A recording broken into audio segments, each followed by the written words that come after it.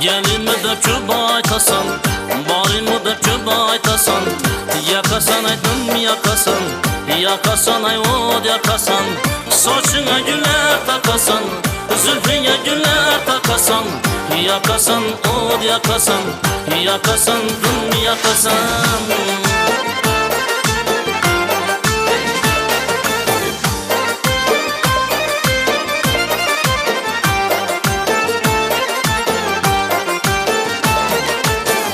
Sen gülgünçe gül aksan, canım algan bırakırsan.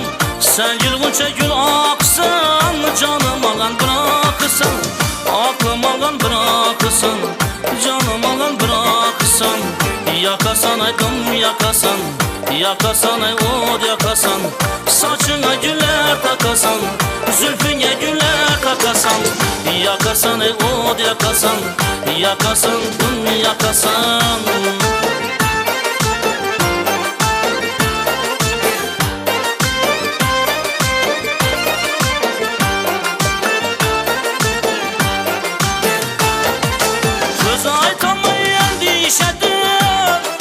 Yanına barın işedir, söz aytamayan dişedir.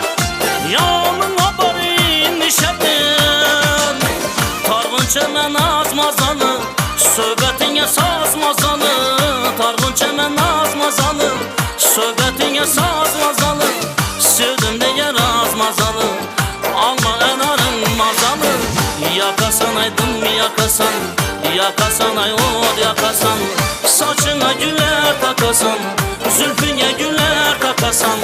Yakasan ay od yakasan, yakasan dım yakasan.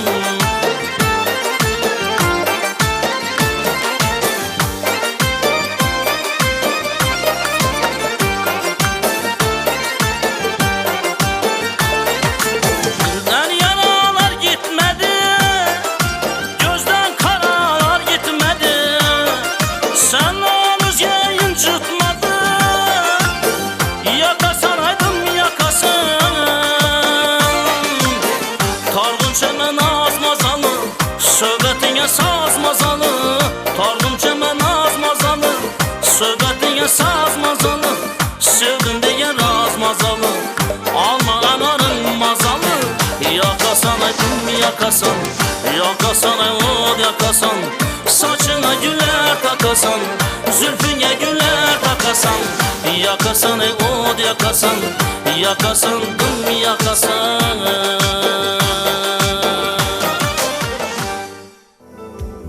Aziz qo'shiq shaydolar, bugungi musiqa xiyoboni ko'rsatuvimizda siz Shovatlik ustoz san'atkor Ozod Sobirov hamda shogirdi Bog'atlik iste'dodli xonanda Odilbek Matniyozovlar ijrosidagi kuy qo'shiqlardan tingladingiz.